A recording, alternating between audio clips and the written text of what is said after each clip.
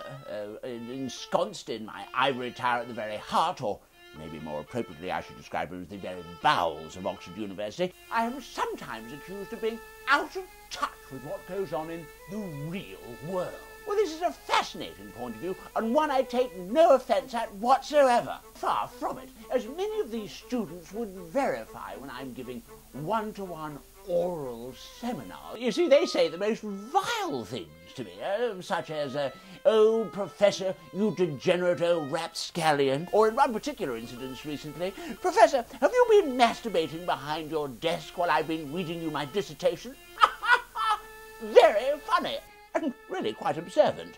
But due to my intimate contacts with many students, and of course a blisteringly fast broadband connection, I feel I'm in contact with a far greater slice of the global culture than my forebears would even have imagined possible.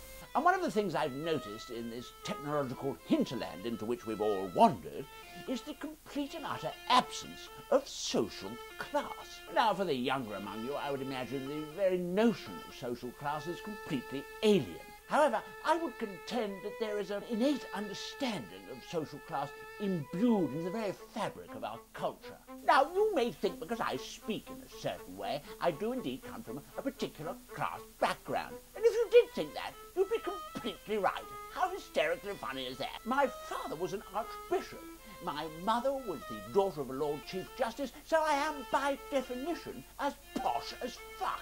Possibly a little bonkers, but definitely posh. Now, there was a by-election recently in this country which has sent the present Labour administration into a blind spin. It's quite extraordinary. A simply charming Labour MP by the name of Gwyneth Dunwoody died recently, very sadly. She'll be sorely missed, and she had a very safe Labour seat of Crewe and Nantwich. What a lovely name, Nantwich. The young arrivists at the Labour Party set to work to try and undermine the authority of the opposition by constantly referring to their overprivileged background. To be fair to them, the present leader of the British Tory party, one David Cameron, is a dyed-in-the-wool posh chap. He went to posh Eton School, posh Oxbridge, he's got a posh London house, he speaks with a posh accent, he's posh, posh, fucking posh. But it didn't work. The general populace didn't give a fig, and they voted in the overprivileged chap and gave the Labour Party a good drubbing, as they say in the popular press. Now, a man of my substantial age has come to see the ebb and flow of the political stage with a slightly jaundiced eye.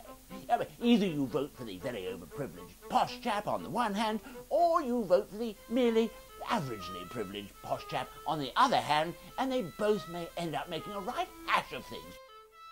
I find it all oddly reassuring. Extraordinary.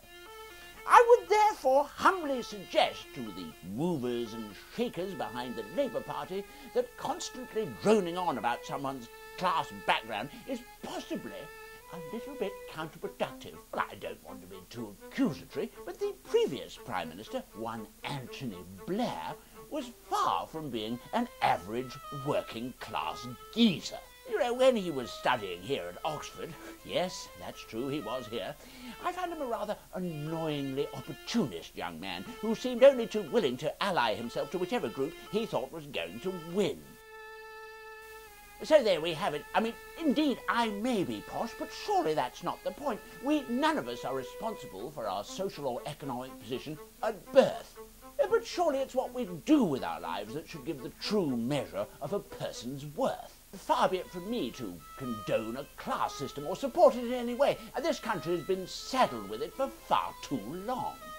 Begone, class system, I say. Begone and be damned. Sorry, I'm waffling now. That's what my students are always accusing me of. At least I think it's waffling. Whatever it is, it begins with a W. It's time I signed off and offloaded.